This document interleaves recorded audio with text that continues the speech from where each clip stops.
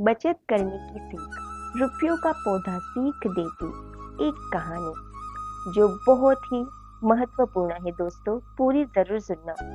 तो कहानी को शुरू करते हैं। चिंकी जो कि बहुत ही गरीब परिवार से थी, इस गरीबी के चलते किसी तरह उसके माता पिता उसके पढ़ाई लिखाई का जिम्मा संभाल रहे थे, जो कि अब गर्मी का मौसम शुरू हो चुका था, जिसके कारण हर साल की इस साल भी स्कूल बंद होने का समय आ गया था। सभी बच्चे गर्मियों की छुट्टियों में घूमने का प्लान बना रहे थे।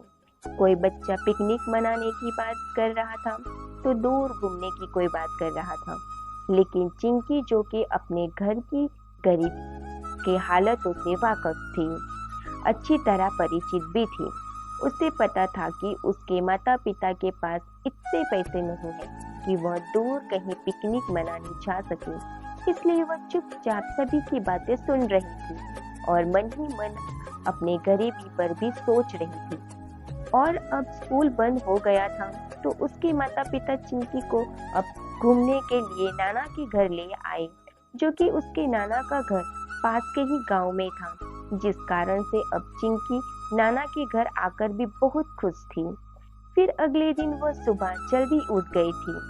उसके नाना अपने साथ घूमने के लिए अपने बगीचे में ले गया, जहाँ तरह तरह के खूब बड़े बड़े पेड़ थे, जिन पर फल और फूल लगे हुए थे, जिन्हें देखकर चिंकी बहुत खुश हुई।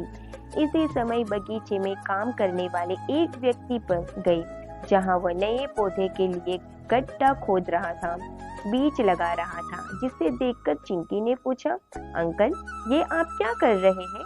तो उस व्यक्ति ने बताया कि वह पेड़ के बीज लगा रहा है, जिससे कुछ समय बाद पानी देने पर उसमें से छोटे पौधे निकलेंगे और फिर यह बड़े होकर हमें ढेर सारे फल भी देंगे।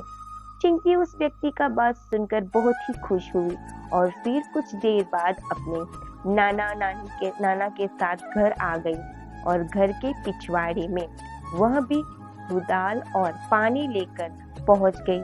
और फिर उसने थोड़ा गड्ढा किया और बीज के साथ अपने पास के पैसे के सिक्के को भी गड्ढे में डाल दिया, मिट्टी से ढक दिया और रोज सुबह सुबह पानी देने लगी, जिसे देखकर एक दिन उसके नाना ने पूछ लिया, चिंकी बेटा, तुम यह रोज पानी किस लिए देती हो? तो अपने नाना का सवाल सुनकर चिंकी बोली, नाना जी, आपने बताया था कि बीज लगाने से उसमें से पौधे निकलते हैं और फिर वे बड़े होकर पेड़ बनते हैं और फिर फल देते हैं। तो मैंने भी अपनी मम्मी पापा की गरीबी को दूर करने के लिए पैसे का पेड़ लगाया है, जिसके लिए मैं रोज इसमें पानी देती हूँ, जिससे इसमें से रुपये का पौधा निकलेगा और फिर इस पैसों से हमारी गरीबी दूर हो जाएगी। चिंकी की बात सुनकर उसके नाना जी हंसने लगे। बेटा, रुपये के पौधे भी कहीं होते हैं क्या? इस पर चिंकी कुछ जवाब नहीं दे पाई। तो नाना जी बोले, रुको, मैं तुम्हें समझाता हूँ। इसके बाद वे चिंकी से बोले, तुमने जो पैसे को जमीन के अंदर लगाए हैं, उसे निकालो, फिर मैं तुम्हें समझाता हूँ कि रुपये के पौधे कहाँ लगा सकते हैं। नाना जी की बात सुनकर चिंकी जमीन के अंदर से लगाए पैसे को निकाल ली और अपने नाना को दे दिया।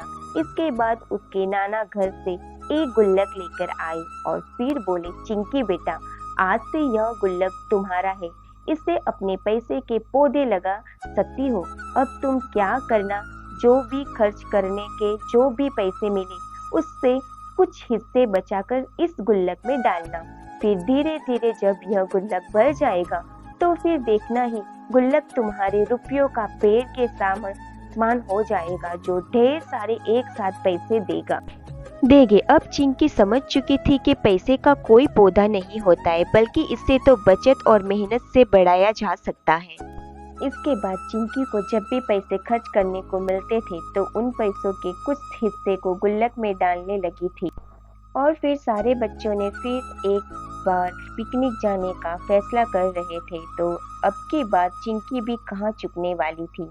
अब तो वह खुशी खुशी दौड़कर घर आई और अपने मम्मी पापा से पिकनिक जाने के लिए उस गुल्लक को दिखा दिया, जिसे देखकर चिंकी के मम्मी पापा बहुत खुश हुए, क्योंकि चिंकी की छोटी छोटी बचत अब एक बड़े पेड़ के रुपयों के सामने हो गई थी। जो कि इसके सपनों को पूरा करने के लिए काफी था। इस प्रकार एक सही मार्गदर्शन से चिंकी अब बचत करना सीख गई थी और इन बचत से अपने सपनों को भी पूरा करना सीख गई थी। फिर इस तरह चिंकी अब की बार पिकनिक मनाने भी गई और वह खूब इंजॉय भी की।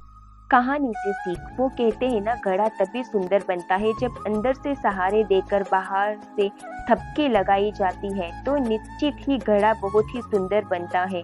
ठीक उसी प्रकार हम सभी का बचपन भी होता है, जिससे हमारे माता पिता के मार्गदर्शन और सही दिशा से अपने आने वाले जीवन को बहुत ही सुंदर बना सकते हैं।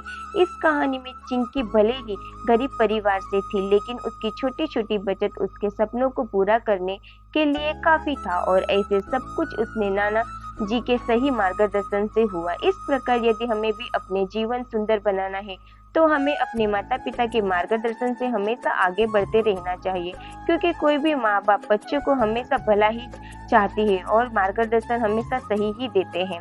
आशा करती हूँ दोस्तों आपको ये हमारा वीडियो पसंद आया होगा। पसंद आया हो तो प्लीज़ वीडियो को लाइक और शेयर जरूर कीजिएगा। चैनल पर नए हो तो चैनल को सब्सक्राइब जरूर कीजिएगा। वीडियो के अंत तक बने रहने के लिए आप सभी का दिल से बहुत बहुत धन्यवाद।